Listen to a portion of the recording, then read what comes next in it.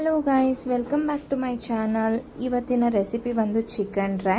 ಇದು ರಸಮ್ ಜೊತೆ ಸಾಂಬಾರ್ ಜೊತೆ ತುಂಬ ಚೆನ್ನಾಗಿರುತ್ತೆ. So if you are interested please check out this recipe. So ಈ ರೆಸಿಪಿ ಮಾಡೋದು ತುಂಬಾ ಈಸಿ. ಚಿಕನ್ಗೆ ಉಪ್ಪು, ಖಾರ, ಧನಿಯದ ಪುಡಿ, ಅರಿಶಿನದ ಪುಡಿ, ಶುಂಠಿ ಬೆಳ್ಳುಳ್ಳಿ ಪೇಸ್ಟ್ ಹಾಕಿ ಅಟ್ಲೀಸ್ಟ್ ಹಾಫ್ ಆನ್ ಅವರ್ ಚೆನ್ನಾಗಿ ಮ್ಯಾರಿನೇಟ್ ಮಾಡಿ ಸೈಡ್ಗಿಡಿ.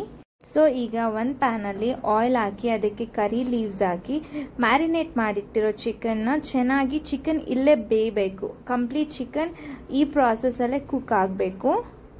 ಕ್ಲೋಸ್ ಮಾಡಿ ಚಿಕನ್ನ ಸಾಫ್ಟಾಗಿ, ಟೆಂಡರಾಗಿ ಅಟ್ಲೀಸ್ಟ್ 20 ಮಿನಿಟ್ಸ್ ಕುಕ್ ಮಾಡಿ.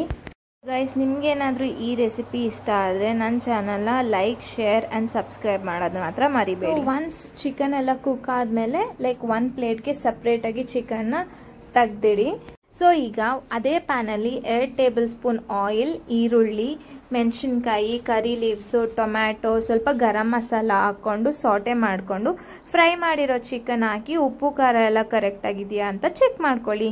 5 ಮಿನಿಟ್ಸ್ ಲಿಡ್ ಕ್ಲೋಸ್ ಮಾಡಿ ಚಿಕನ್ ಎಲ್ಲ ಚೆನ್ನಾಗಿ ಕುಕ್ ಆದಮೇಲೆ ನನ್ನ ವಿಡಿಯೋನಲ್ಲಿ ತೋರಿಸ್ತಿರೋ ಹಾಗೆ ಆಯಿಲ್ ಸಪ್ರೇಟ್ ಆಗುತ್ತೆ. ನಿಮಗೇನಾದರೂ ನನ್ನ ವಿಡಿಯೋ ಇಷ್ಟ ಆದರೆ ಲೈಕ್ ಮಾಡಿ.